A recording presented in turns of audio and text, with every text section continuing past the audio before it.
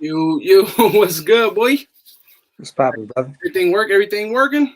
Yeah. We good. I had to pull my phone back up real quick though, but we straight though.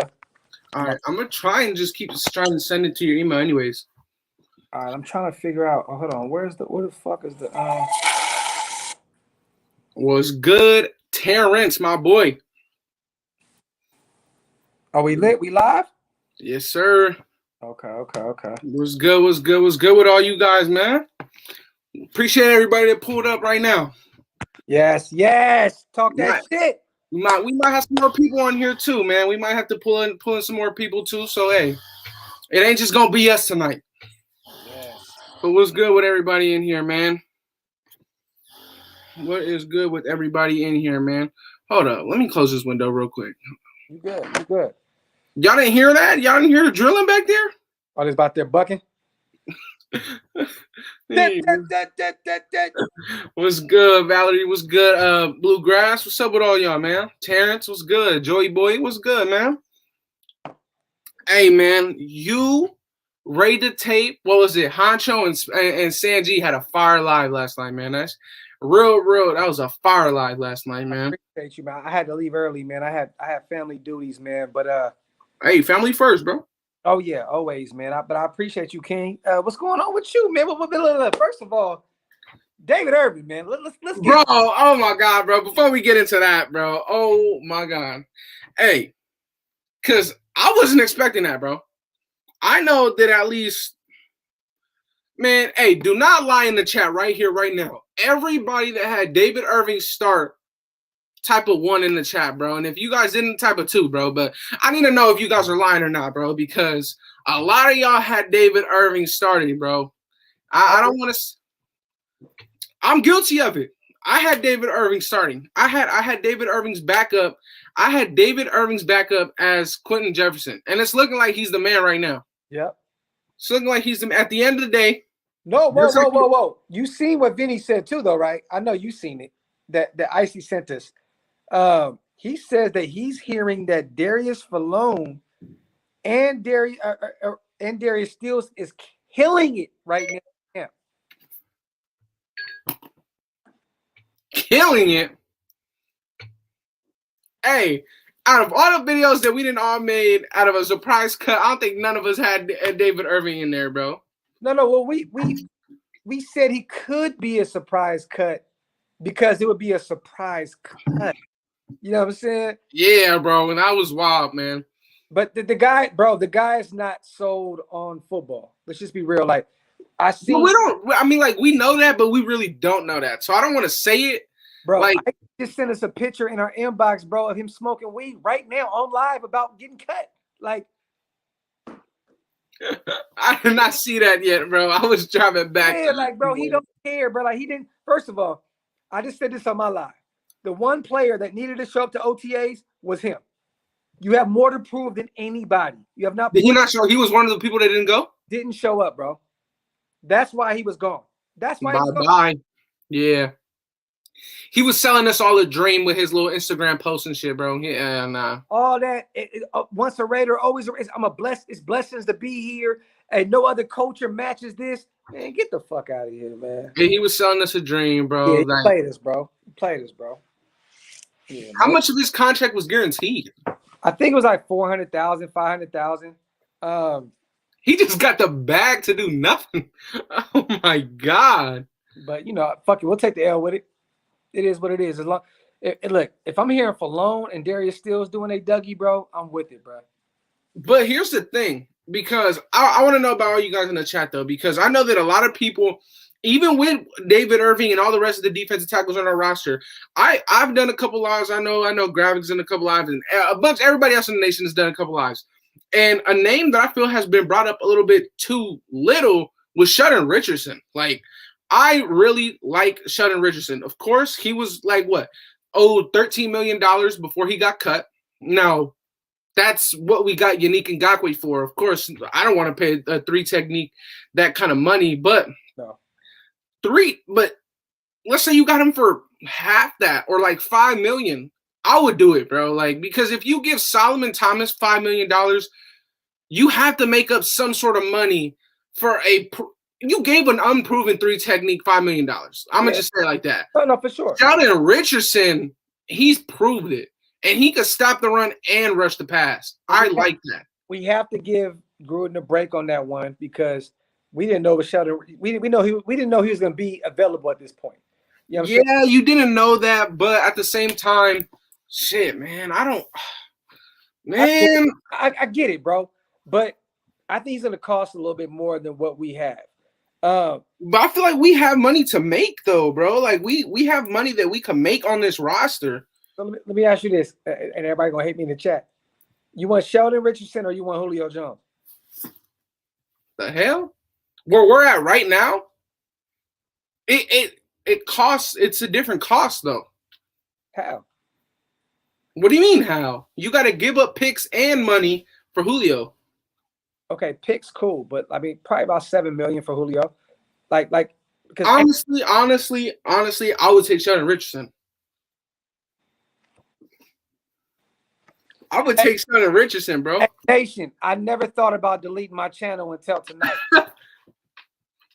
I'm being so serious, bro. You don't believe in the defense tackles that we have? Not as much as I believe in the wide receivers that we have. You know that all these guys came in as 1-year deals, right? Like we weren't expecting them to be the guys anyway. I get that, but I believe in our wide receivers way more than I believe in our defense tackles. Ah, man, bro. I don't know. We have a whole bunch of unproven at defensive tackle. Okay, so is Ruggs proven? Is Edwards proven? Those guys are 1-year guys. Solomon Thomas. And all these other guys are 1-year guys. Well, on deals. So, no, but I'm saying like those guys are 1 year and they didn't have a whole career to prove it. Quinton Jefferson's had a whole career to prove it. Solomon Thomas has had a whole rookie deal to prove it. All these guys on our roster have had a whole, length of a contract to prove it. But Quinton Jefferson is more proven at his position than Henry Ruggs, Brian Edwards, all them guys, right? But not last year. Last year he was out of position. Who? Quinton Jefferson. He was played as a nose tackle with the Bills. I get it. All I'm saying is Brian Edwards had like 100 and something 80 receiving yards last year. And you got to look at it. Our wide receivers are proven. We got John Brown. He's proven. He's done it a couple of times. A proven number 2. I feel you. I just want a proven 3 technique. That's what I want, bro. I want a proven 3 technique, man. I hear you, bro. I'm not mad at you, King. So what do you think we go from here, though? Like what? Like. I honestly do think though that all right, going into free agency, right? Mm-hmm. We all thought we were gonna be on John Johnson's tail, bro. We thought that we were gonna be attached at his hip. We didn't even make a peep, bro. We didn't do nothing. Now, for all these things to say that all these teams might be interested in Julio, I really do think that we're interested, bro. Like, oh no, for sure. John Gruden, he's done it with end of the career receivers, bro. He's done this before. Now, this offense is with the upgrade from Julio, the offense goes higher, I believe, than what you get out of a Sheldon Richardson. You know what I'm saying? Like, if Sheldon Richardson's on the team, he doesn't put the defense miles ahead like Julio Jones will put the offense miles ahead. But what are we talking about? Because our offense is already above average. Our defense is not. Okay, but you can go to a top 5 offense with Julio Jones. I'm not worried about our offense. Like, I'm not. Why not? What were we, 8th or 9th, 10th last year? Yeah, we also transformed our whole O-line. We just don't know what, we don't know where we're going to hold up with that.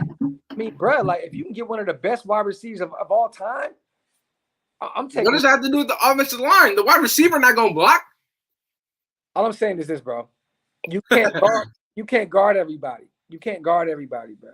But I would much rather Sheldon Richardson helping this defense get a turnover or get the ball back after Derek Carr throws the ball away on 3rd down. I would rather have KJ Wright over Sheldon Richardson. No. Yes, because we need more linebacker depth than we do at defensive tackle. But KJ Wright would come in and he wouldn't be depth.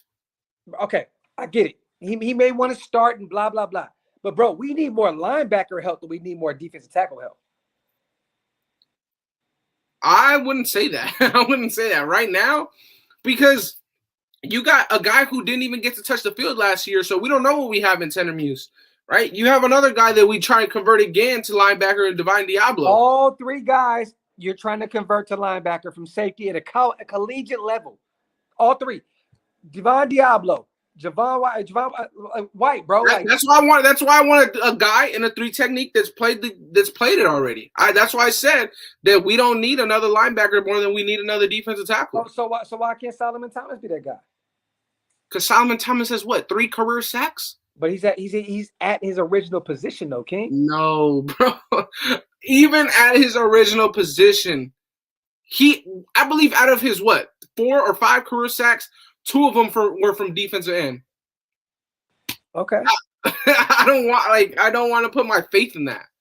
I hear you. So you don't have no faith in Vickers or anybody else on that D line? Not more than I would have in a Sheldon Richardson. Sheldon's gonna cost too much. I really do think that we can get Sheldon Richardson on a cheaper deal. So you said 5?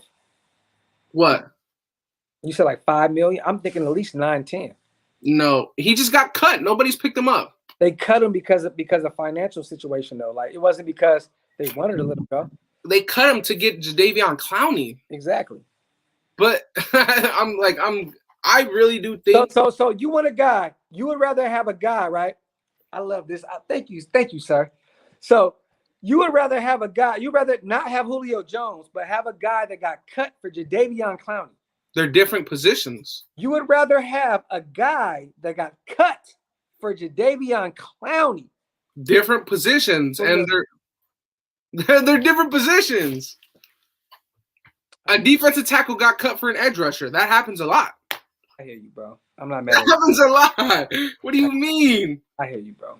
Bro, that happens all the time, bro. Oh shit, man. It's good. Bro, man. We on a whiskey tonight, man. You know what I'm talking about? No, I don't. No, I don't.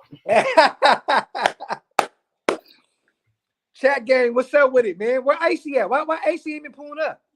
Hold on, man. I'm gonna send the link right now. Yeah, man. Come on, AC, pull up. Let's see. Hold on. You send it to Spotlight too? I sent it to Spotlight, so Spotlight might pull up. I'm about to send it to Icy right now. Hold on. Yeah, man. Icy, pull up, right? For real.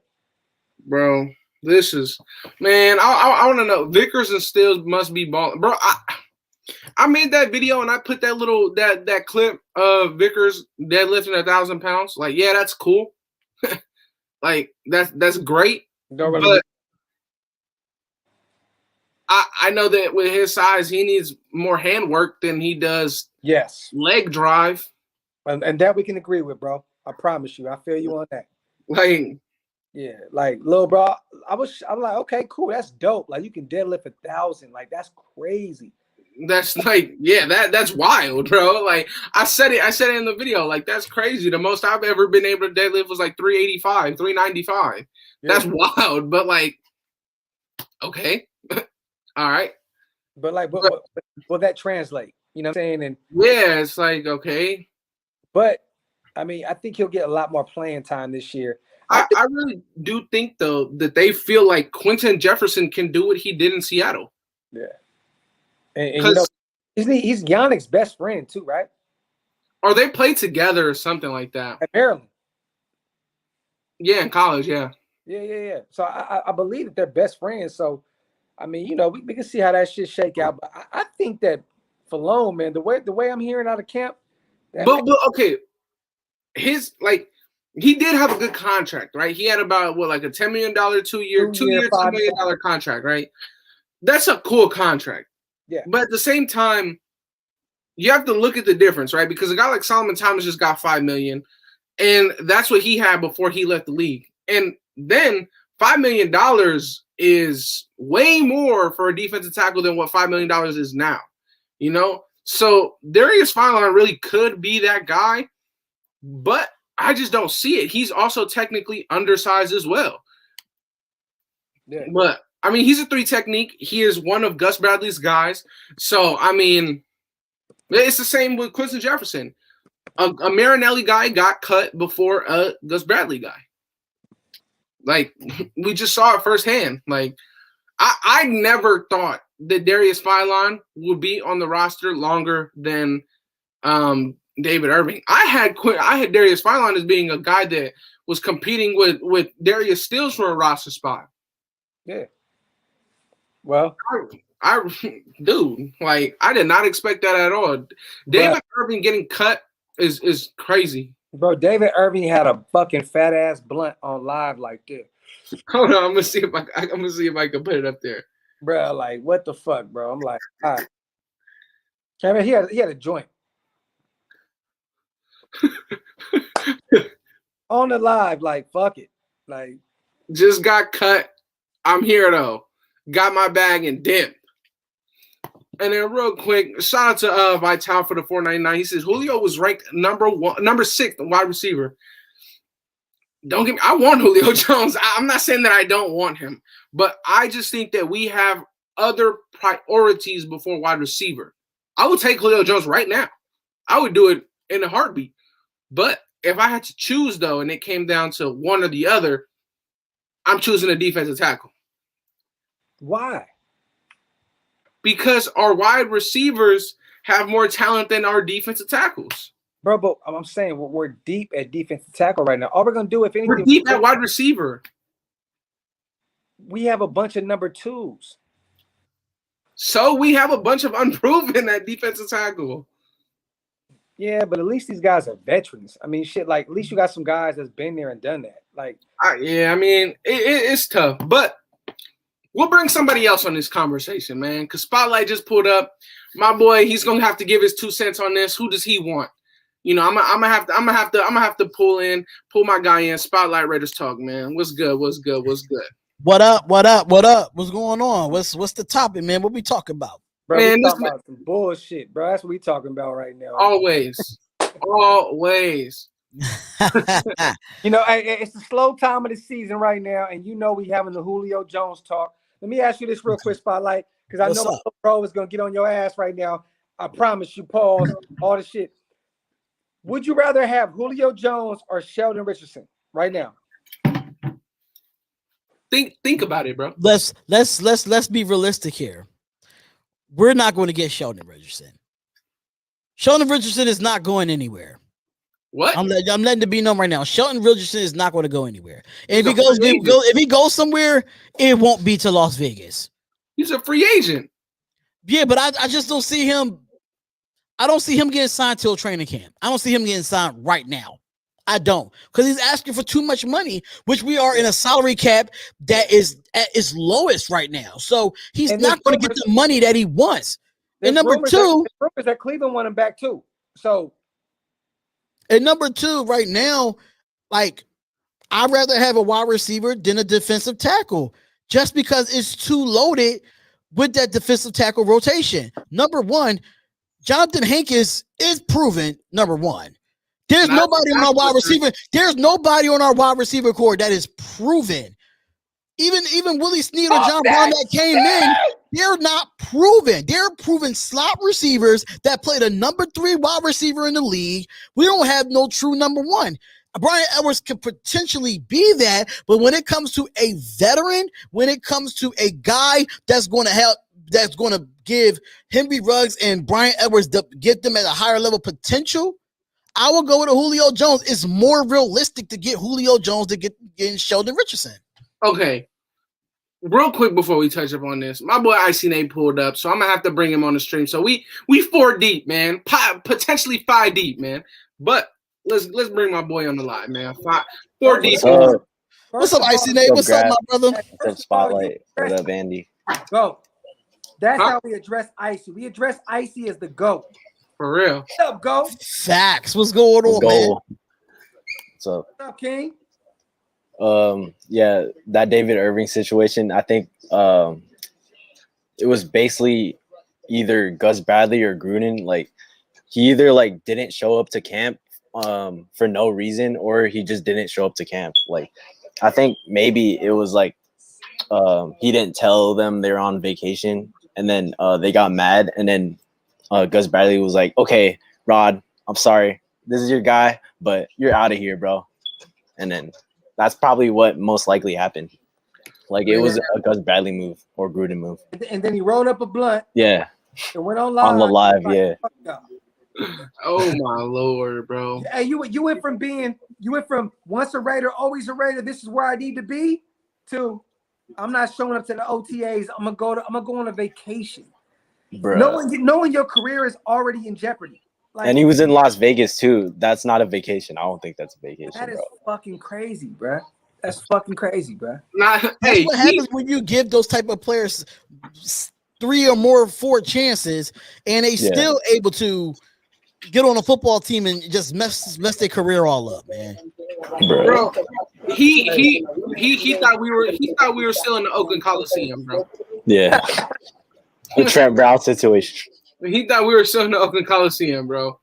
But this man, Dustin, bro, you just, man. Well, let me just say this real quick, bro. I never, ever ask y'all to drop these super chats, bro, and y'all consistently do it. So I really do appreciate everybody that does this. Y'all support the channel, and it is greatly appreciated. I don't know where y'all be getting this money from to just drop on the lives, but bro, like I said, it's appreciated, man. And let's see what Dustin got to say. He says our offense is just fine. We weren't a wide receiver or a QB away from the playoffs. We were a defense away from the playoffs. We need depth at linebacker. Adam Hughes ain't even played a snap in the NFL. Keep up the great work in Red Nation, man. One of y'all turn the YouTube down. Yeah, or something. I don't know what it is. Watching TV? I don't know. Oh yeah, let me turn it on. But bro, I was watching the game. Oh, okay. But that's a fact, bro. Like that's another thing why I would pick. Like I said that, bro. Like I don't feel like Julio Jones is taking our offense. Like the thing is that we need a defensive tackle more than we just need a wide receiver. Like if we just look at the positions, you need a defensive tackle before you need a wide receiver on this team. But if you look at the name and the talent, of course, Julio Jones is, up there, way more proven at his position in the league than Sheldon Richardson. So I get it. I wouldn't mind Julio Jones at all. I would trade for him today. Let me ask you about this argument real quick. Who would you rather? What's a bigger need now? Defensive tackle or defensive end? Because we lost David Irving, a defensive end and a defensive tackle, and now all we have is Malcolm Kuntz, Yannick, Max, Clee, and then we have Carl Nassib. So would you honestly right now? I think Vickers is gonna rotate at defensive end. He's gonna play like that Clee role, like at 5 tech. So he's not really on the edge. He's like inside, but at the lined same up at defensive end. Though, the money that we could put together, I still want Melvin Ingram, bro. Like, so you want to go to Leo? He's not just a Leo, bro. Like, he's not just a Leo. You look at this man. This man can rush from the inside as a stand-up rusher. Like, that is ridiculous. You look at what he's done for the Chargers. Their record was bad. But when they had a successful defense, their record was negative without Melvin Ingram, bro. And with him, they went up to 5-1 with him. What him and Joey Bosa were able to do when they were on the same side together was ridiculous. Now you have Melvin Ingram and Yannick Ngakoue pass rushing on the same side because you can have Melvin Ingram rushing from the inside. He is a very good pass rusher on the inside. He's known to do that. I'll prefer Justin Houston over Melvin Ingram right now. I would not. I'm sorry, because the best ability is availability, and Melvin Ingram was not available for the Chargers majority of the season. I'm not going to keep bringing in an injury-prone pass rusher that's just not going to see the field. And that's what Melvin Ingram has been the last couple of years. He has not played a full 16 games since like 2017, 2018, 2019, and 2020. He was hurt majority of the years. But so why bring in a guy that's not going to be available? But let me tell you this, though. In this system, Gus Bradley needs more than just one pass rush specialist. Ingram is not just a pass rusher. He can spy the quarterback. That's something that Justin Houston cannot do. Justin Houston cannot consistently play a stand-up pass rushing role on the inside like Melvin Ingram can do. Now, you're right on the sense that he's injured a lot. I get that. And we need guys that aren't injured all the time. Yeah. I understand that. But I feel like Melvin Ingram can bring more to the table if healthy, which is a big if, than Justin Houston. But why go get a big if when you could got a healthy Justin Houston that played majority of the whole season? So why go and get a player and sign him because he was under Gus Bradley, but at the same time, it's a big if he stays healthy. We don't have that question with Justin Houston. Because in this system, pass rushers aren't just pass rushers. There's Leo in the system. Yeah. Justin Houston is not a Leo. He's not that. Melvin Ingram can play everywhere on this defensive line. Just only when he's healthy, though, and that's barely. But if you look at Justin Houston would have to play where Cleveland Furl is playing. And Justin Houston is not more of a strong side defensive. Justin Houston is not a 6 technique. He wouldn't fit in this system. This is a system that Melvin Ingram has played in. We just look at so technically we look at like the Chargers bringing all former Chargers players over. That's basically what it's looking like. Because I feel like Justin Houston could come in and fit. In my opinion, I just feel like I would go with a player that's more available to me than a person that's not available. I'm not going to bring in a guy on a 1-year contract and give him a couple million guarantee for him not to see the football field. That's just my opinion. But the thing is, though, we're not bringing in every single Chargers player. We're bringing in every single Chargers player that had done multiple jobs for the Chargers. Casey Hayward was not just a corner; he was a free safety as well. You look at what Melvin Ingram would do. He wouldn't just be a Leo; he would be a defensive end, a Leo, a stand-up inside pass rusher, a spy. He just brings more to your team, right? I mean, and also he would be able to teach Malcolm Kuntz, a guy that we want to also be a Leo. He would learn that role. Whether Ingram is hurt or not, he can still teach him that. So I got a question though. What was our biggest problem on defense outside? What was our biggest problem on defense? What we couldn't do exactly, and that's what Justin Houston is, a pass rush specialist that can get to the quarterback and get quarterback hits. We have, I think, when we drafted Diablo, when we drafted Muse, they was going to convert them into linebackers for depth anyway. So even though, Melvin Ingram could do it all, but just the one thing that we could not do on defense is get to the quarterback. Yannick and Justin Houston together can get to the quarterback, and that's what I think we really need. That's what makes everything work. If you don't have pass rushers up front, then you don't have linebackers and you don't have safeties and corners. You got to get quarterback pressures, and that's what Justin Houston is specialized at. But Melvin Ingram is that as well. But who's more healthier? But who brings more to the table? You can bring more to the table. How can you bring more to the table when you hurt? How? Because he can also teach our young guys that we need to replace him when his contract is done. He can teach. Don't get me wrong. He can teach. I'd rather a player that can teach on the football field instead of teaching on the sideline. How about this? Shit. How about this? We get Julio Jones, we get Melvin Ingram, and we get Justin Houston. How about we get them all? Listen, if we get them all, I'm fine with that. But you know who's going to start where? Justin Houston's going to start because he's more healthier. I could see it, yeah. But I personally, but Justin Houston might cost more than Melvin Ingram right now. But yeah, I really wouldn't care if we got any of them. That's great. That is great at this point. But I done left this super chat up here for too long, man. Shout out to Ricardo with a 20 bomb. Y'all are, like I said, real appreciated, man. This is just really appreciated, man. Coming off of work. And I'll talk about the team that I love, and y'all just support regardless. It's a real good feeling. And Regardless says, "What's good? How are you guys doing tonight? We need a playmaker for sure on outside and on the inside. Renting Julio Jones for 2 years for a second and a third. I don't mind that. Julio and Ruggs and Waller, Drake. Boy, that would be fire. And you couldn't be more right, bro. You really we would be the Alabama Las Vegas Raiders. Did you see Vickers? So we'll be the Alabama, Las Vegas Chargers Raiders, damn near. with a little bit of Oakland in there. Yeah, a little bit of Oakland in there. It's forever Oakland, bro. It's facts. Forever Oakland. Forever. Man, when is that Oh, shirt Clemson coming out? too. Donnie Gill said Clemson. Clemson too. Man, that's Clemson not Raiders. defense though. But bro, hey, like I said, bro, as far as Julio Jones, I would give up stuff for Julio Jones. I would want him. Bro, Like, Vic Tafer said he would give up freaking What are Keelan you Doss. doing right now for Julio Jones? If you can get him? What's the most you giving that for? Yeah, it'd probably be a first. But did you see what Vic Tafer said? For a trade idea, he said trade Keelan Doss and a 3rd round pick. Jeez, bro, imagine that. Oh man.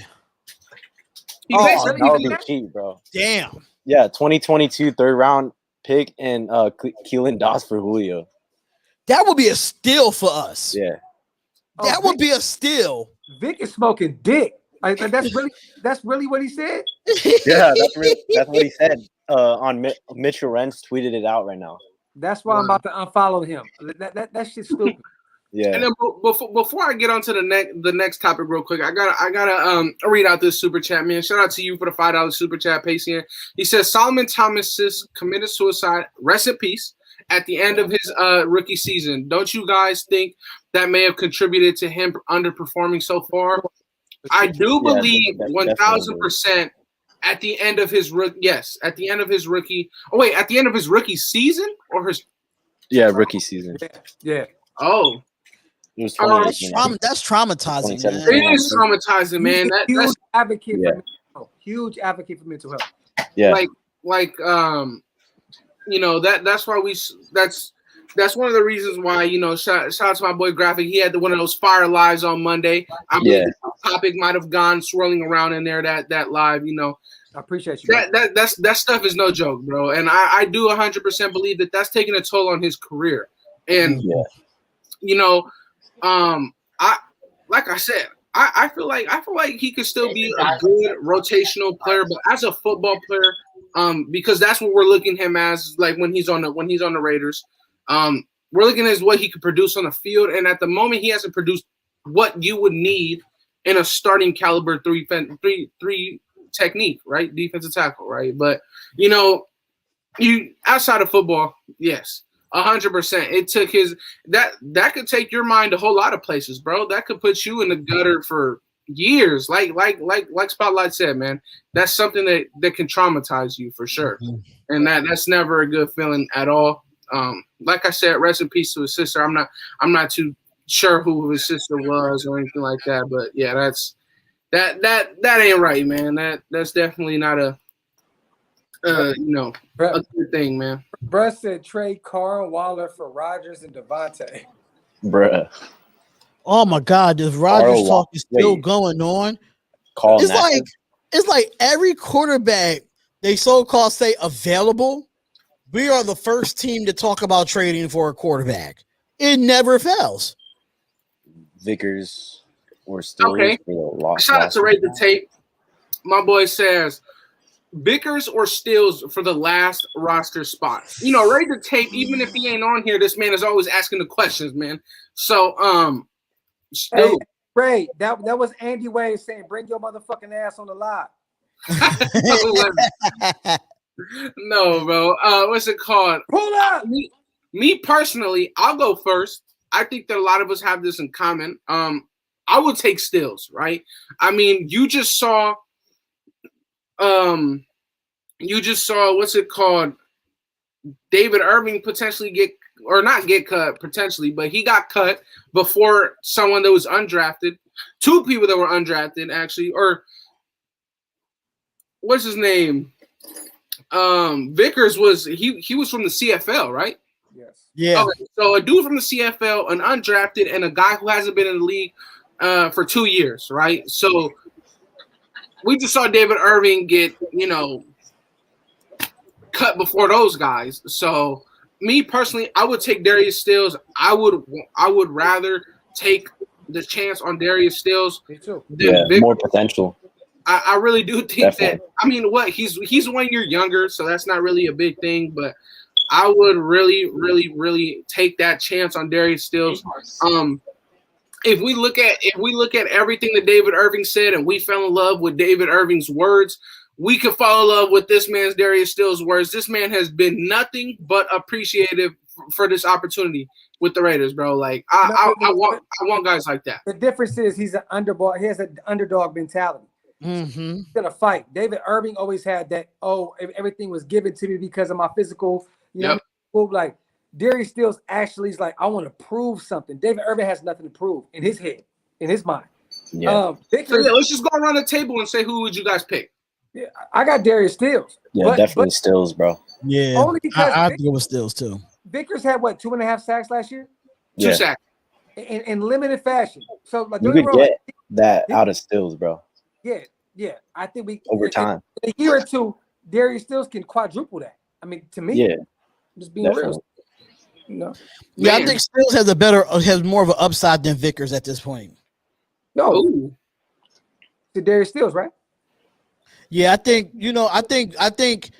Stills has that upside over Vickers. If I said that backwards, that backwards, but I just feel like Stills have the most of the upside, and he's a little younger too. But Vickers, he's still got to prove himself as well. But I just feel like the mentality that Stills have, he's going to take a lot of people roster spots. I'm not sure if Ray the tape is still in here, bro, but I can guarantee that he's gonna say Vickers. I'm not mad about that though, because to be real with you, Vickers is still young as well, and let's not forget that Gruden last year said, "Thank God nobody knew who he was." So, not only that, and that's why I like this comment right here, because just like John Gruden would say, nobody liked who Vickers was. I feel like it's the same thing, and Ricardo brings up a great point. I think a lot of us have said this before as well. If they put Darius Stills on that practice squad, he's getting scooped up, bro. He's getting scooped up immediately. This guy had the talent to go in the middle to late rounds, right? More like the later rounds, but I mean, you saw a lot of talent that could have went into the middle or later rounds this year. And the second they hit those waivers, they got picked up immediately. As soon as Trill Williams got waived from the Saints, he got picked up in less than 24 hours to go to the Dolphins. Yeah, the Dolphins. Yeah. If we let go, or if we let him be on the practice squad, and he wasn't one of those protected players that you could protect each week, he's getting scooped up quick, in my opinion. And I would take the flyer on Darius Stills, and I mean, by no surprise, I guess you guys would too, man. But let me see. Let's see. Jackie the Raider Red. Hell yeah, man. Shout out to Jackie the Raider Red, man. For those of you guys that don't know, that is her official channel. So go check out her channel, man. She has some content up there already. You know, she's already made a couple videos. Most definitely, I would recommend you guys to check that channel out, man. She just says, stopping by to show love and support Raider Nation for life, man. Always, man. That's how it will and always will be, forever, man. Bro, who said Stills equals PJ Hall? What? Hell no. What? Hell no. Dude, PJ Hall was a run stopper. PJ Hall just wasn't it, man. Yeah, he was very promising, but didn't live up to the hype at all. Let's see. Hankins, Jefferson, Thomas, Vickers, Stills. We might keep both 5 defensive tackles. When we looked at when we first got Gus Bradley, I remember that his defenses always had his successful defenses always had 11 or 12 defensive linemen on the roster. Damn. So that's a lot, man. That's a lot. And part of that spotlight, why I like Melvin Ingram so much, is because Melvin Ingram, if you look at it, on the goal line, played middle linebacker at times for the Chargers. So that's what I mean by he's more than just, a Leo, right? That's why I like Melvin Ingram a lot. But that's the thing. For Gus Bradley's successful defenses, he's had 11 or 12 defensive linemen. Now, that's a lot. Now, if you do the math, right, 5 defensive tackles, we only have, 5 or 6 edge rushers.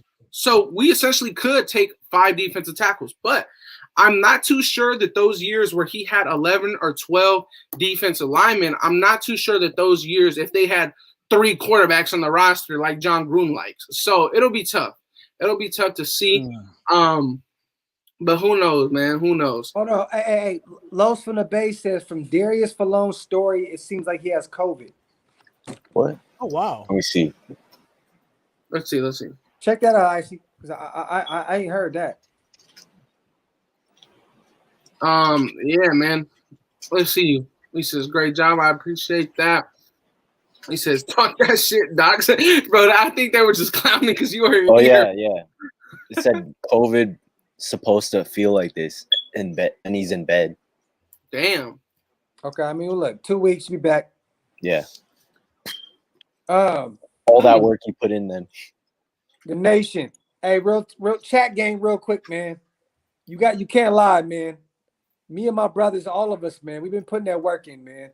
It is, bro, for real. We've been putting that pain in, man, for real. Yeah. Like, it is not easy, bro. Like, we've been putting that pain in, man. So shout out to Icy, Andy.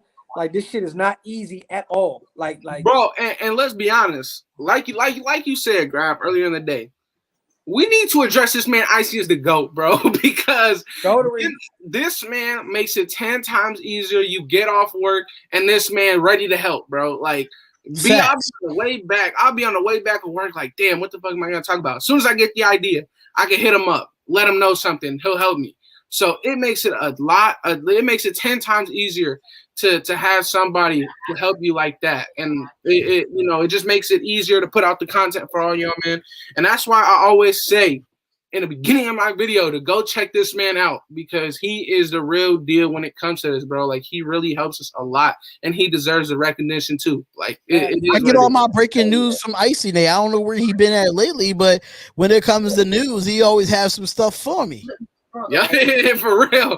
I'm sending I'm like, God, and then you, and then who else? Yeah, the group chat. Do any of us know if that's official? Do any of us know if it's 55 people on the roster this year? No, the 55. It's just 2 practice squad players, I think. That's what I'm saying. Wait, so how many protected practice squad players do we get? Well, you get like 3 a week, I think. 3 a week? So easy. If you do put Darius Stills on that practice squad, he has to be one of them. Yeah. Yes, just like Javin White. We did that with Javin White. Yeah, we protected Javin White every single week. That I remember we had to protect. I'm so tipsy. I'm trying to put the motherfucking chats on the screen myself. Oh my God. Oh my God. Shout out to Ricardo again, man. And I appreciate everybody that's been super chatting tonight. I know that it's about to be 11 o'clock where you at Spotlight. So shout out to you for coming on, bro. Like, that's real support right there, man. I got the itis, man. I was telling Graphk, man, I had this nice soul food platter, the collard greens, the fried fish, the seasoned rice. I got the itis a little bit, you know what I'm saying? So I'm hanging in there though. It's all good. Hey, bro. I head out in about 5. Me and my sons, they like, watch this movie. So easy, bro. It's all good, bro. It's all good. But yeah, shout out to Curry says, hey, question, what y'all feel about the tight end Bushman and PJ Hall comparison to Stills? It's garbage, bro. Stills is vicious. Don't be surprised if he eats up into some vet snaps.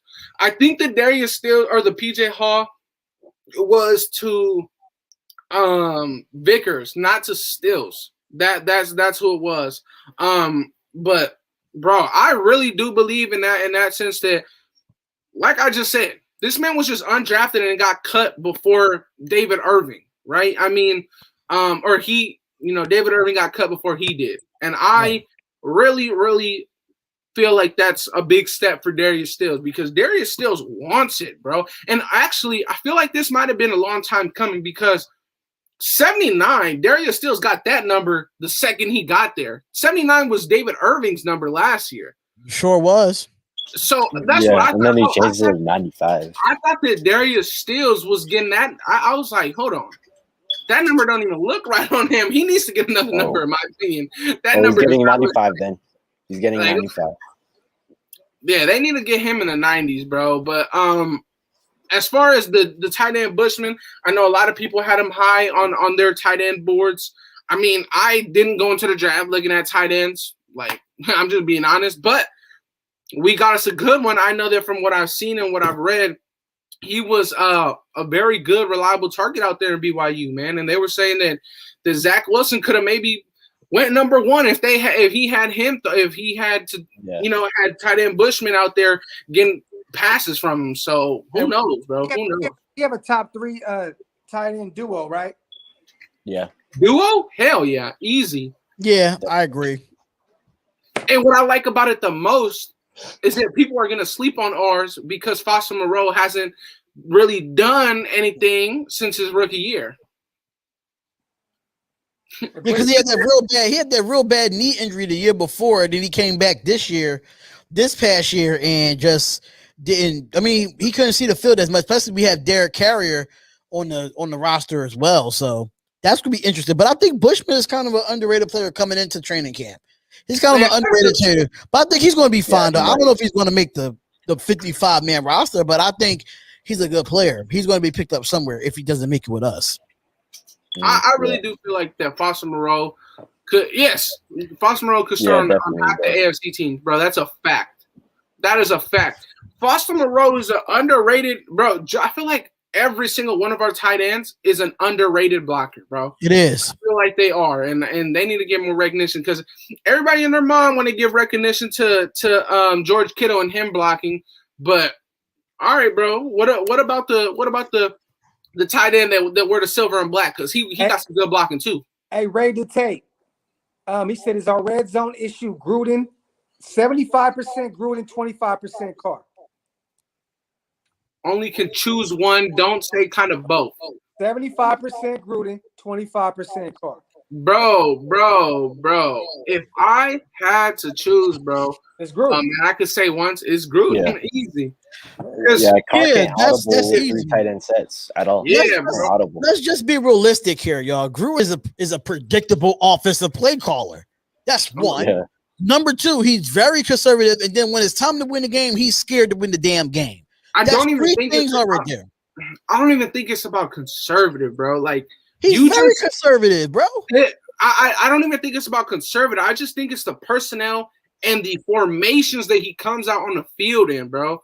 Like I don't like how we always, as soon as we hit that red zone, like it's the same thing first down. That's exactly what Spotlight said, though. But that's not conservative because you can make better plays out of those formations and that personnel. But that is not what I mean by conservative, because you see Kansas City coming out in one formation but do 30 freaking what is it? What the hell am I motions and what makes that conservative though, Andy, is that we already know what he's going to do. He makes it so predictable to a point. When it's in situational football, that's when he gets conservative. One thing about Kansas City and Andy Reid, he makes sure he's going to show you something completely different on third down when you need to get a first down. When it comes to that red zone on a 3rd and goal, he's very conservative. He does not go with he needs to go with. Like, you can put Waller one-on-one on a 3rd and goal and let him get the 50-50 ball, but no, you want to run with Alec Ingold and we don't get no push. That's conservative. How is Gruden from that same tree as Andy Reid, man? And it's just fuck, man. Like, because Andy Reid talk to Mike Holmgren. Mike Holmgren had him he had everybody under his tree. Steve Mariucci, Gruden, Reid. Talk to Mike Holmgren. He's the head honcho of that. There's a big difference there. It's because Andy Reid accepts help from his offensive coordinator. Yeah, bro. Gruden is too stubborn, bro. His offensive coordinator can really go and be another head coach right now if he wants to. He could be a modern offensive coordinator. He accepts his offensive coordinator to really put in work, bro.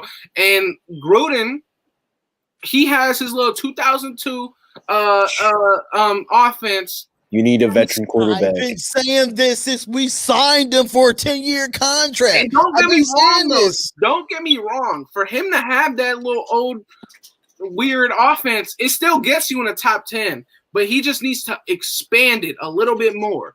Yeah. That's just what it is. Like, it's not a bad offense. It's some of the decision making too. Decision making was big. People are gonna be mad, but Gruden was signed to sell tickets. He was signed to make sure that the move from Oakland to Vegas went correct. Yes. Like, he was signed for nostalgia. You have to think about it. It's not the same owner, bro. Like our owner is a money. He wants to make He's money hungry. He's a businessman. Our owner is a businessman. He's didn't Al Davis hate Gruden's offense? That's why he traded him. Yep. Yeah, that's probably wouldn't happen. Like it's Gruden was a business move. Yes, it's still a good offense. It still can get you to the top 10, but it was a business move, bro. Like that's what it was. He knew that everybody that maybe stopped supporting the Raiders for a bit were gonna come back because they wanted that old regime again. I just feel like Gruden just need to get with today's offenses. Like you see how many offenses are so dynamic because you see so many different formations, so many different personnel, so many different players playing different positions on the offense. And Gruden wants to stay in a point where, I mean, our formation is still in the NFL, but it's not needed in the NFL anymore. It's not really needed because you have these running backs that can catch the ball at the backfield. They're wide receivers now. Okay. Well, hey, Spider White too. I'm gonna go put my banana in my wife. Y'all have a good night. I love y'all to death, man. Hey, shout yo. Andy, shout out to my brother Icy Nate, my brother Spotlight, man. Hey, my sons, man, they want some ice cream. I'm finna go give it to them, and they can go in the room and do what they do, so I can go do what I do. But I love y'all, man. Real talk, though. Salute to you, brother, man. This man right here, bro. He said Spider White. He said Spider White too. I'm about to put Yeah, bro. We heard it, bro. We heard it, bro. Hey, but shout out to Graphk, man, for pulling up on short notice, man. Shout out to you, my boy. We're gonna keep this going for a bit longer. Yes, here. Bro, this man right here is wild, bro. That's Graphk for you, man. Why you think his name Graphic? Because he makes sure he makes it graphic for everybody. Bro, he does not play, bro. That is, I mean, here's the thing, though. Like, now that we're on the topic of Gruden for a bit, we could talk about it for a little bit longer, right? Yeah. I mean, Gruden, in my opinion, good coach. He's a good coach, right? He has a decent offense. Well, we can't say that he has a decent or average offense because we had an above average offense last year, right? But the only thing that's holding this offense back is himself, because this offense has everything that you would want. It has RPOs. He said, I believe in Wi-Fi Willie's video when he had John Gruden talking about Foster Moreau, Waller, and I think it was Derek Carr. He said it. He has every single play there is to have basically for an offense.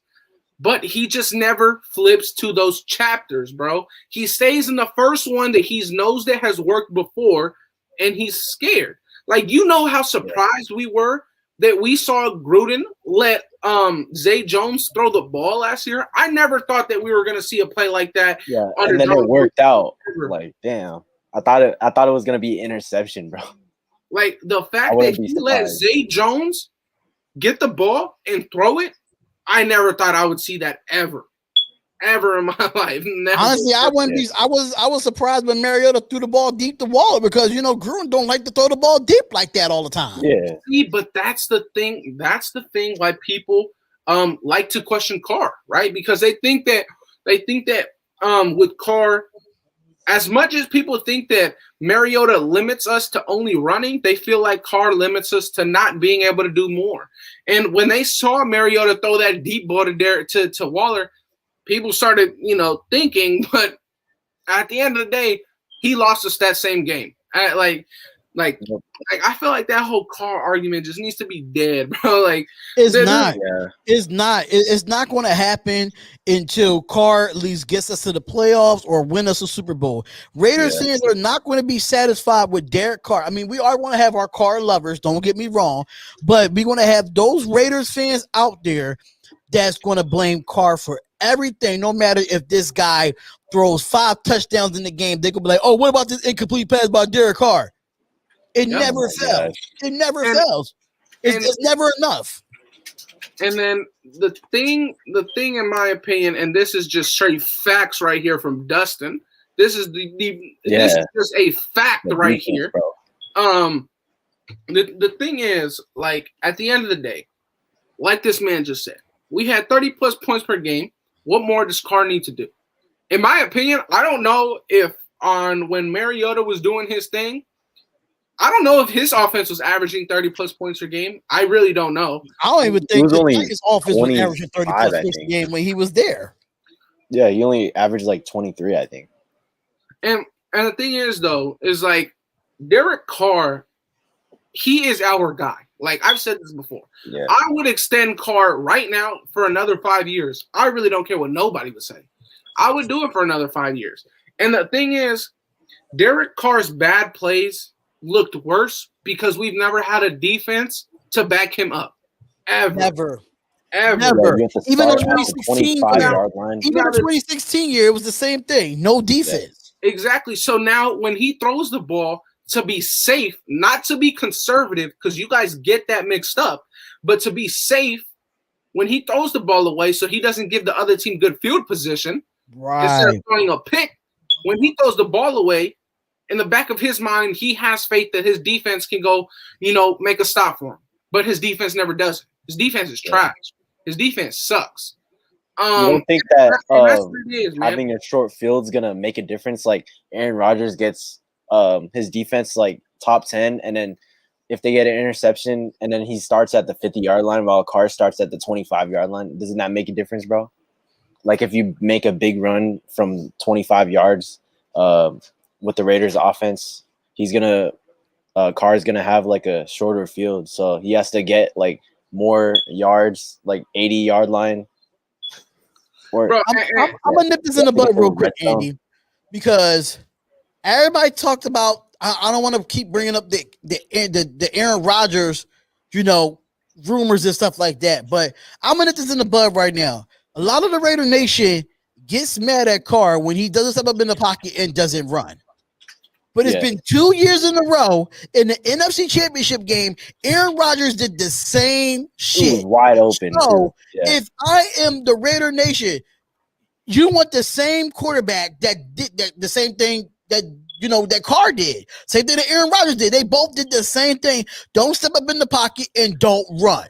So you're getting the same quarterback in that aspect. I'm not saying overall, but when it comes to stepping up in the pocket when the game is needed, Carr didn't do it. Y'all hammered him for that, but everybody want Rodgers, and Rodgers do the same shit. Exactly, bro. Yeah. Exactly, bro. Like in my opinion, Rodgers.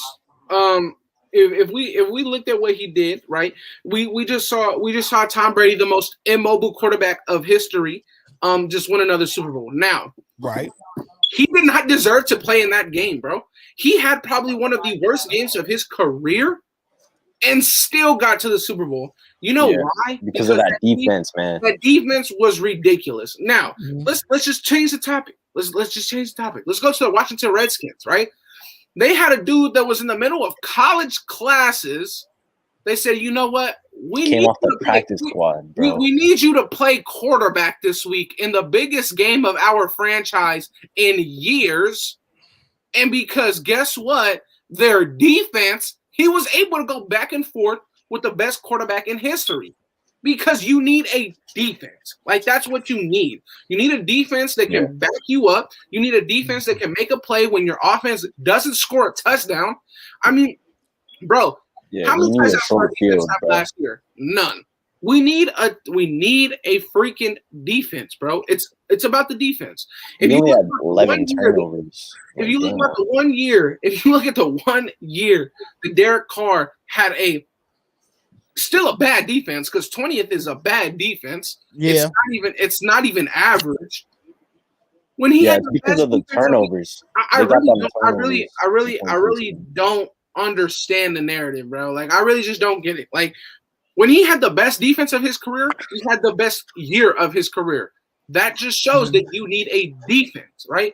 I mean, the fact of the matter is that I know that Ray the Tape said this all the time. Bro, Deshaun Watson had a better defense than what we had, but he won 4 less games than we did. Yeah. In my opinion, if you put Aaron, because this is the thing, this is what I feel like people get mixed up. If you put an Aaron Rodgers on this team, you put a Lamar Jackson on this team, you put a Deshaun Watson on this team, with what we had last year, with the 30th ranked defense last year, with the worst defense in our franchise history, they're not winning more same result.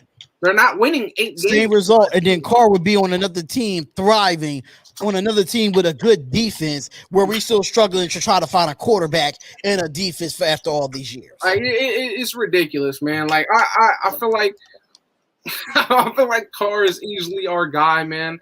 But that brings. I'm gonna just shift away from the Derek Carr talk. I know that both of you guys must have seen the video of Jonathan Abram in practice.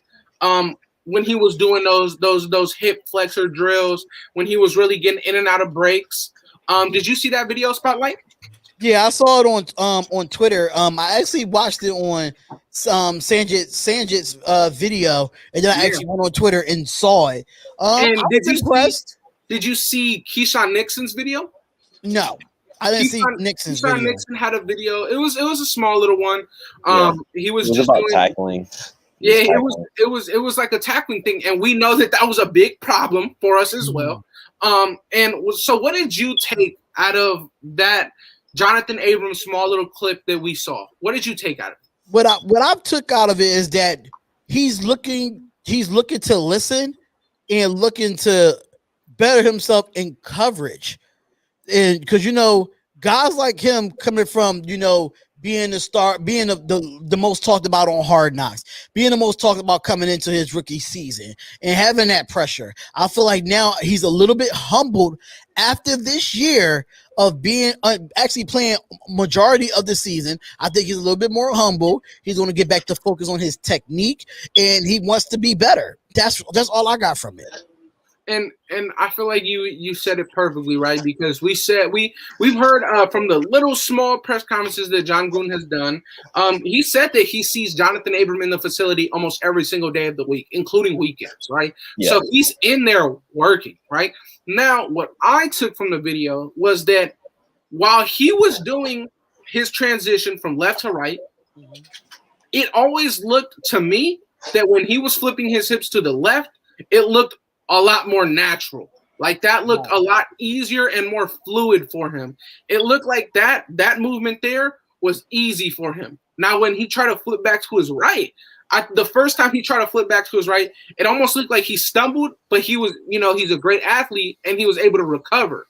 So that's what I saw in the video. I saw good improvements. Those are things that you want to see, but it's also there was some bad in it too. But what I like about it the most is that you also see Keyshawn Nixon. I don't really care about Keyshawn Nixon much, but I like the fact that they're doing drills to help tackling.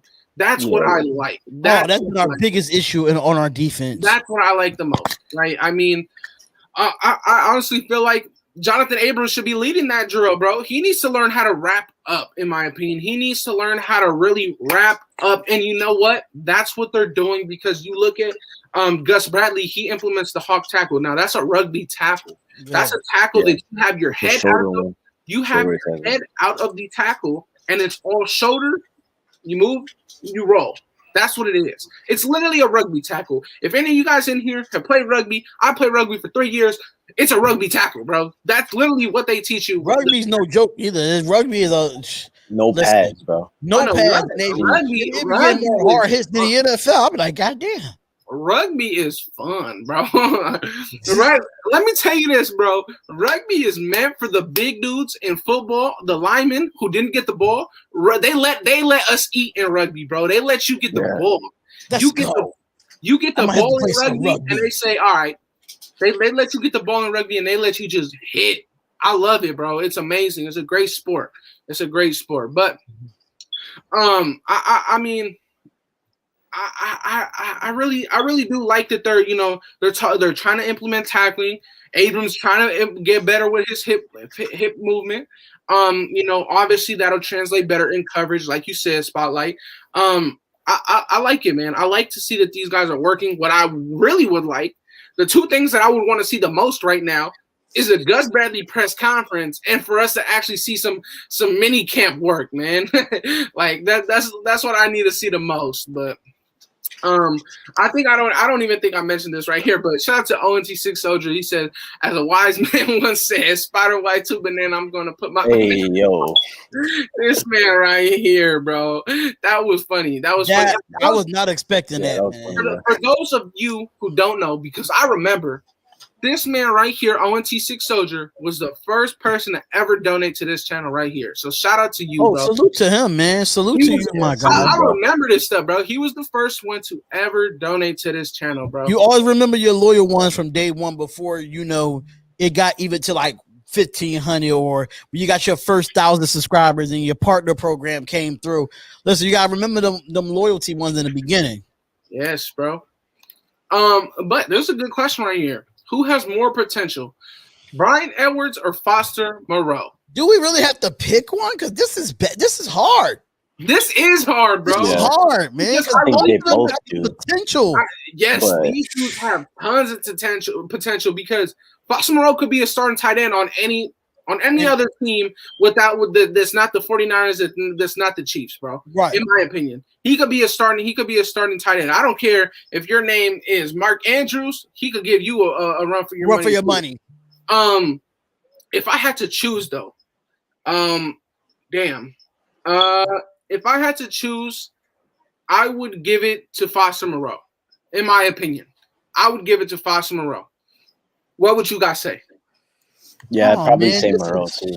But I think Moreau's already proven that he has a lot of potential. But Edwards still has to prove it. It's like a question mark for him. What would you say, Spotlight? Oh, why y'all put me in this predicament? This is not even fair, bro. Ray the tape, man. You and these questions, man. I don't know how you be getting them, but damn it, Ray. I have to agree with Icy on this one. Like, I just feel that Foster proved himself, even though that he did get hurt. But we saw the potential already with Foster. We really couldn't see the potential of Edwards in his first year because due to injury, that foot when he came out the draft. I think this is the year that we have to figure out which one has really the more potential. But right now, I would have to say Edwards didn't Foster. Ooh, okay. Oh, all right. So before I get into this super chat right here, shout out to Carlos. He says Edwards broke every receiver record at South Carolina. Now there has been some dogs that came out of South Carolina in this that have proven it in this league too, and that's a valid point, right? For a guy who missed out on a good amount of games at South Carolina too due to injury, for him to hold and break every single record there, it's volumes. Yeah, it's good, right? But again, I would have to go off the little sample size that we've seen from both, and I will have to go with Moreau because last year this man got in for like the one game that he got in consistently was against the Colts, and he had a touchdown. But yeah, man, I would have to say that I would give it to Foster Moreau, but bro, I would love, bro, either one of them, bro. Really, either one of them. Like you said, that's a tough. You really can't put one over the other. That's tough. Yeah, exactly. It's like 1A, 1B, bro. Like they're both great. Like they're both real, real good, bro, in my opinion. And then shout out to ONT6 Soldier again. Bro just hit up with another back-to-back. He says, how many defensive tackles and cornerbacks make the final roster? I think we just said it that in all of Gus Bradley's good, successful defenses, he's had around 11 to 12 defensive linemen. I think maybe 5 or 6 were defensive tackles. I think that they split it kind of down the middle. So I would have to say either 5 or 6 defensive tackles. And where we're at right now, it looks like every defensive tackle on the roster makes it. As far as corners, we have a overhaul in corners right now. We have a ton. Like, let's go. We have the starting 3. Obviously, you got Mullen, Arnett, Hayward. After that, you have 2 outside backups in Rasul Douglas and you have Isaiah Johnson. So that's 5. Then Amik Robinson too. Amik Robertson's a slot. Nate Hobbs is a slot. So that's 7 corners. That is 7 corners right there. And Keyshawn Nixon makes it 8. So Nevin Lawson makes it 9. So we're talking I was about. about to say we got a deep behind corners as far as depth. Yeah. Let's say we take out we take out Lawson. That takes it down to 8. I don't know. Do we take out a Meek? Like, do we take out Nixon? I think Nixon might go. So that would be 8 corners. Yeah, it would probably be Nixon and Lawson, maybe. Yeah. Yeah, the only two. But you still see us having 8 corners. But you have to think about it. A lot of these corners, though, that are depth are just our starting special teamers. So that's how we also have to look at it. That's how we able to keep them on the roster if they definitely be on the field for special teams. Right. But if at the same time, it's still good depth too, because like Mullen's been on and off the field a little bit as well. So is Arnett. Hayward has some key injuries, but it wasn't nothing minor, but just not nothing major. But if you think about it, just having like Hobbs and Meek and Isaiah Johnson ready, I'm fine with the eight corners, just because injuries could happen at any moment. So maybe they put Nixon on the practice squad. That might happen. Nixon on the practice squad. Oh man, wasn't Keyshawn Nixon a UDFA when we got him? Yeah, he was. Mm-hmm. Yeah, that's what I thought. Yeah, man, it's tough in terms of trying to break down everybody. But I really do think that with David Irving gone now, I really don't know what we're gonna do. Right, like that hit me left field today. Right, I was in the middle of my work shift. I was like, hold on. I was taking a break from doing some content on my other YouTube channel. Took a break, playing some 2K, and then boom, I'm like, what? Where did this come from? Bro. I was surprised, bro. I was like, whoa, hold on. And then Rated Tape says, Icy, what you think about Nate Hobbs, man? He said his tape looks sus. He's a big cornerback, though. Nah, but I think I watched the Raider Films video on him. I think he said that he was a slot cornerback, but he did play outside, so he could probably rotate at both spots, like Chris Harris Jr. did with the Chargers. So yeah, I do think he's a physical and aggressive cornerback. He has to improve on his technique. Like he's twitchy, but he like jumps too early, like when he's off man, because you know how they played that Tampa 2 where they were like Nate Hobbs was like 10 to 15 yards giving a cushion, but I think he might be press in the slot, and then he's gonna play that curl flat that the slot cornerback plays. Mm-hmm. So it's gonna be easier for him, because if he's a outside cornerback, then it might be a little harder, but I think he's gonna be slot year one. I think he's gonna be moved around a lot for me. Yeah, he is. Okay, so this brings me to a good question. We have Casey Hayward on rented time, right? He's here for 1 year. Right. Do you think that Nate Hobbs is his replacement? I mean, I think it really depends on like I said in the beginning when I first came on here, when we was talking about the other stuff. Salary cap hit a big load of crap this year. So your top corners like a Sherman and a Hayward and those guys really didn't get the big paychecks that they want. Next year, that salary cap is going to increase instead of decreasing again. So everybody's going to play for an extension. So it might be Hobbs might be the replacement for Hayward, but if Hayward balls out and he plays up to the Hayward that we know, the Raiders is going to extend him. Yeah, maybe like a 1 more year. That might happen. So, okay. So with Irving gone, would you guys rather keep this first-round pick and not trade it for Julio, or leave this first-round pick for next year when we know that defensive tackle class is crazy, and trade it next year? Or do we try and package our first-round pick from next year that we'll see in that draft that year when the defensive tackle class is crazy and save it now and actually trade our first-round pick in 2023 and package up 2 first-round picks to move up to get a defensive tackle in the draft? Or should we just trade a first-round pick for Julio or a defensive tackle now?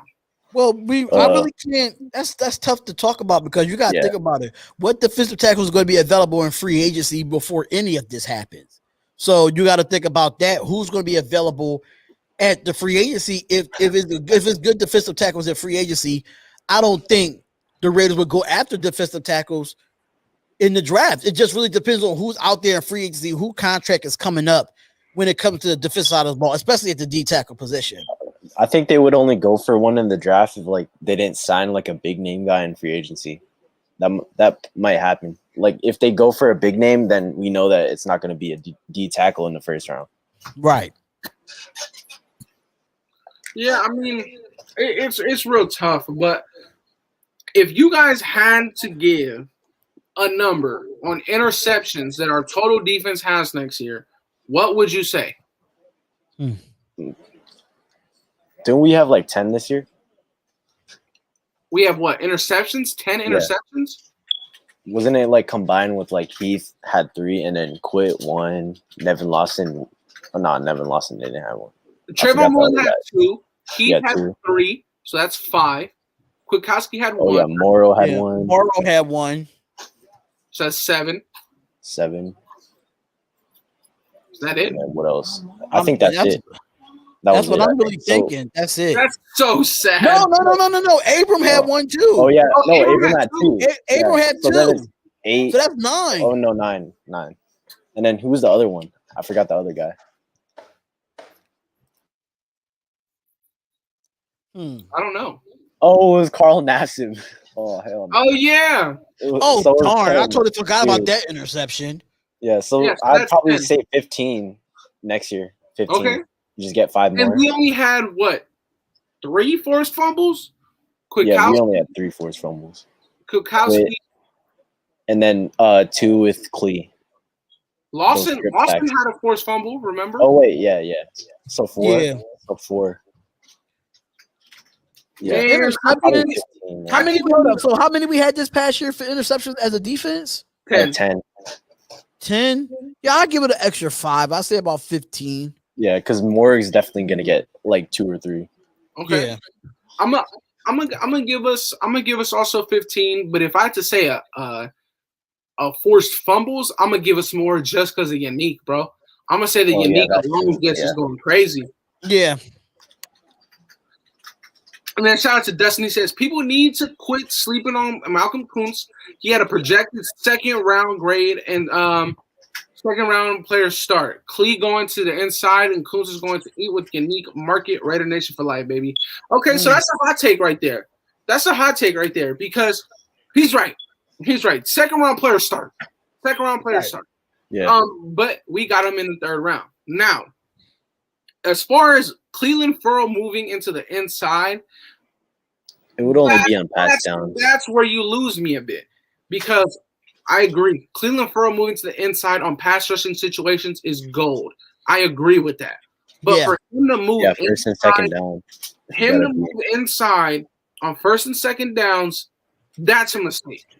It really depends on who Gus Bradley has out there. Bro. It really depends who Gus Bradley have out there. If he have him out there, he got to have him out there for a reason. If he's out there on first and second down, I don't see him as a first and second down defensive tackle either. But you just never know with Gus Bradley, even though he's still trying to learn everybody on his defense. He might have Cleveland Furl there on first and second down just to see what he could do. You never know. Yeah, maybe, maybe, but it would probably just most likely be Klee on the outside. Yeah, because I don't know if they would. Do you think they would want Max out there on first and second down? Because he would be a liability low key against the run. Yeah, no, that would be crazy having. Unless it's Mahomes, then you'd probably see Max. Yeah, you'd see Max there more. And shout out to OA with the $5 donation. Shout out to you, my boy. He says, "Who do we get? Who do we get over Carr? Watson, Rodgers ain't going nowhere. Not drafting a quarterback is no guarantee either. Not a Carr fan saying facts. Yeah, I mean, I agree, bro. I think that Watson and Rodgers, I think that they potentially could get moved, but I just don't see it happening. These guys, I really do think that they'll end off their careers with these teams, in my opinion. But I totally agree, man. Carr, this is who we need, right? I mean, like I think Rate the Tape was completely. He was playing. He said it. He said it a lot yesterday on his live. And shout out to Ray the Tape. He had a fire live last night with Sanji, Raider Honcho, and Graphk. They had a fire live last night, and they were going at it. And Ray the Tape made some good points, right? He was really trying to. In my opinion, though, I would have to disagree with what he said. I think that Deshaun Watson is a better quarterback than Derek Carr. But I would agree, though. Deshaun Watson, these guys aren't going nowhere. Derek Carr is our guy. I want him to be our guy for the rest of his career. But yeah, man, I like Derek Carr. I really don't see us replacing him anytime soon. Deshaun Watson is still trying to figure out if he's going to be able to play in the NFL with all these legal issues. So Right. that's one thing in bro. itself. Exactly. Like Watson's not going anywhere, and Aaron Rodgers, the Packers already keep saying it numerous times. He's not getting moved. No matter if he's not coming to the Raiders or not, they're not moving Aaron Rodgers. Only way Aaron Rodgers get out of that if he retires. That's the only way he's getting out of this situation. Yeah. And then goes to Jeopardy.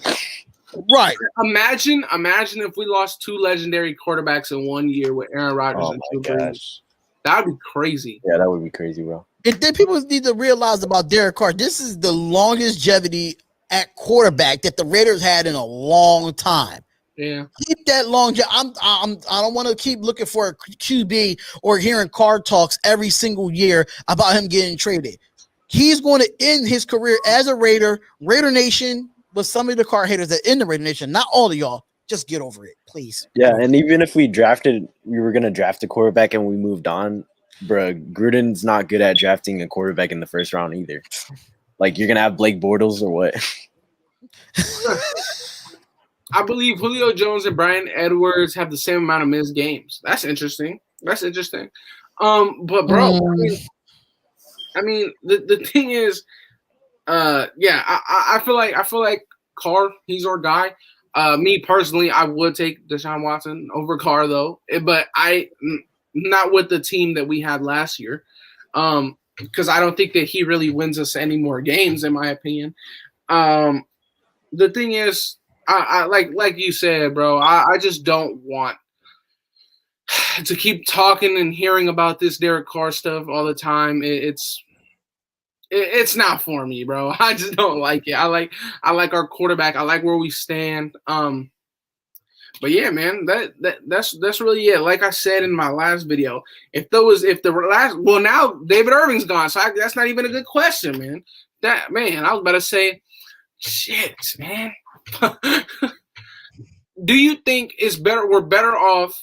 I mean, we know your take on this spotlight because you want Justin Houston bad. if you were to get a defensive end, out of all the defensive ends available, is Justin Houston your number one defensive end that you would want, spotlight? I mean, what other defensive ends or edge rushers that's available at this moment? I mean, Justin Houston is out there, but if it's somebody better than Justin Houston, that's just a pure pass rusher, I don't know who they are. I don't know. I just feel like Houston right now is the best available defensive end, and when it comes to pass rushing, as of right now.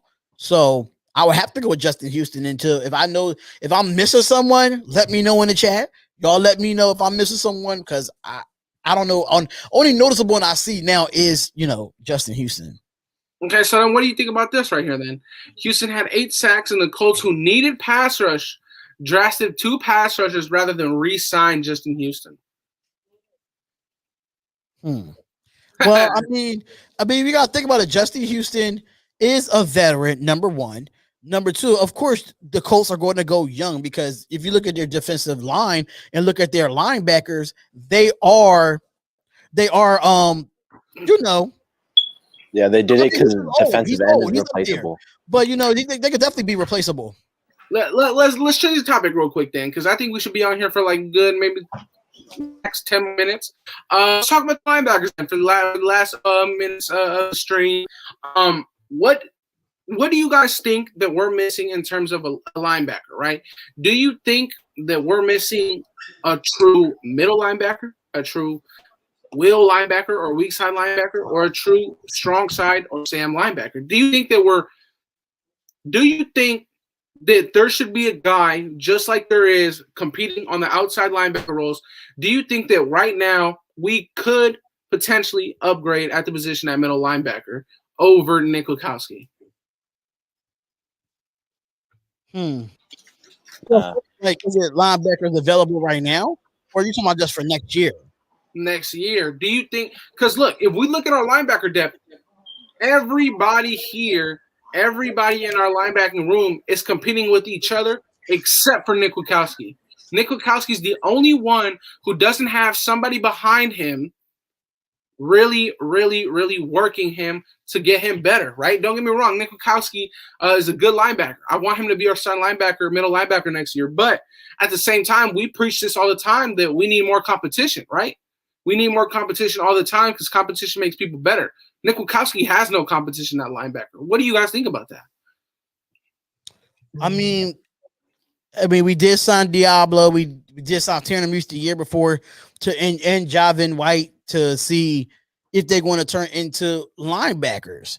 So is those the linebackers of the future that Gus Bradley wants to switch them from safety to linebacker? Possibility.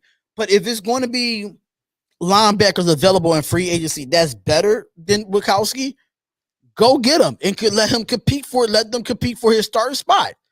That's just how I see it. Now, if they're not going to go in free agency and get somebody to compete with Wachowski, what they're going to do is Gus Bradley is going to convert Diablo and Muse and Javin White to come in and compete for those spots. That's the only way I can see it at this point. Off the top of my head, next year, Dante Hightower is a free agent.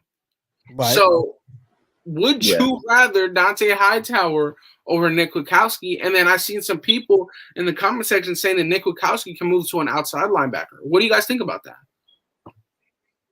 I mean, that can work, but now where would you put Littleton? Because Littleton is a middle linebacker. He could play a little bit outside, but Littleton in this scheme, he's going to be on the outside. Yeah, he's going to be a will linebacker, I think. Okay.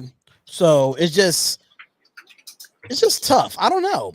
I don't know what this linebacker core is like Graphk said on his channel. Like, the linebackers is kind of a question mark. I think we have the least depth there, in my opinion, as far as like when it comes to who's behind Nicholas Moreau, who's behind Littleton, who's behind Wachowski. We really don't have those names to back them up. Diablo and Muse, they unproven. You need some proven backups that's going to come in and help contribute and one of those guys go down.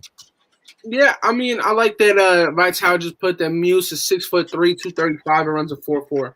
Those tangibles are real great, but you need to put it on film. Like, you need to put it on film, right?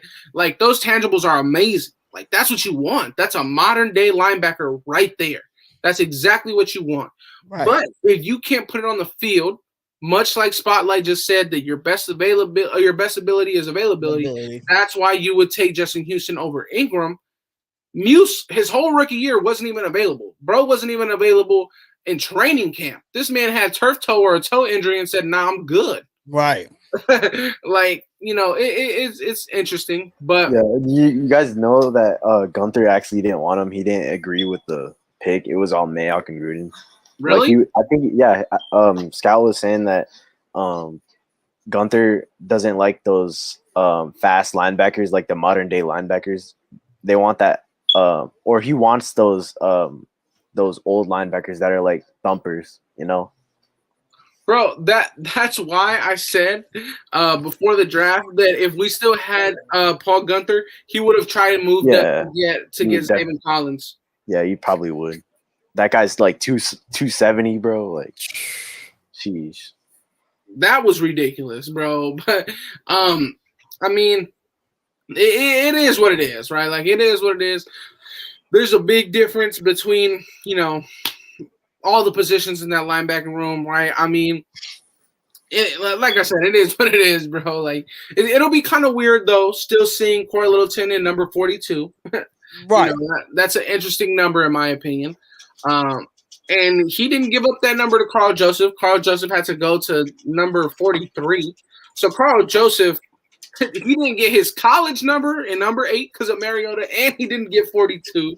So yeah, that was weird. But I mean, shoot, man, we kind of just been rambling about the linebackers for the last 5 minutes, and I know it's getting late where you're at, Spotlight. So I really appreciate you for having on coming on today. It's about to be 11:30, almost 12 where you're at. Yeah, You are this boy got the soul food itis.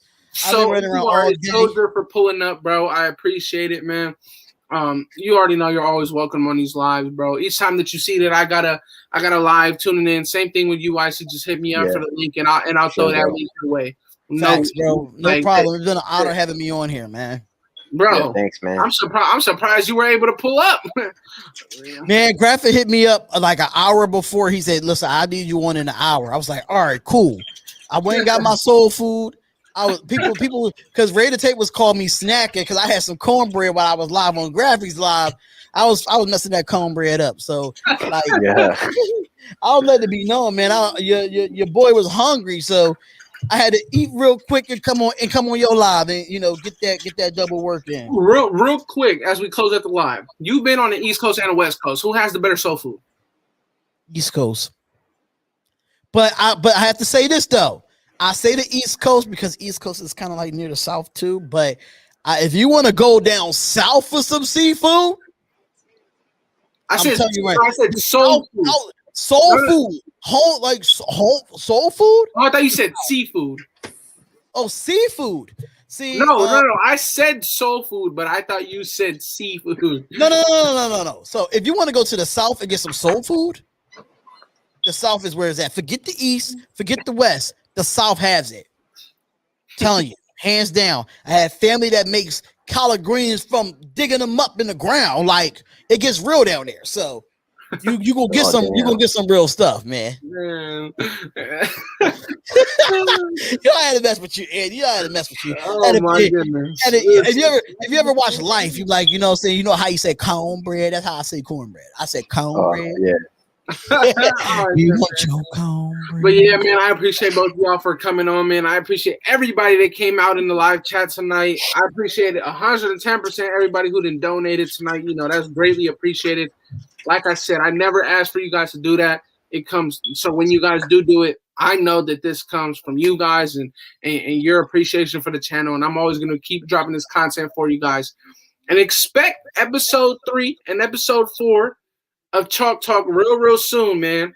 Real soon, because those first 2 episodes did real good, and I'm gonna try and get those other ones out for you guys. And right before I go, OA says Gruden keeping Peterman a suspect for real. I'm telling you, bro, they must have had something going on. Man, I don't know.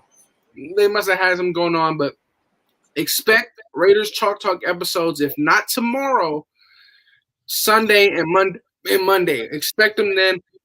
I'm going to put them out.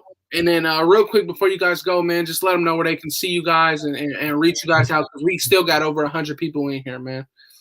Well, I'll go first because I know I got to head out soon. But y'all can follow me on Instagram, Spotlight Raiders Talk. Twitter, Spotlight Art and Talk. And on here on YouTube, the Spotlight Raiders Talk. So it's just plain and simple, man. Y'all can follow me on all 3 of those social medias.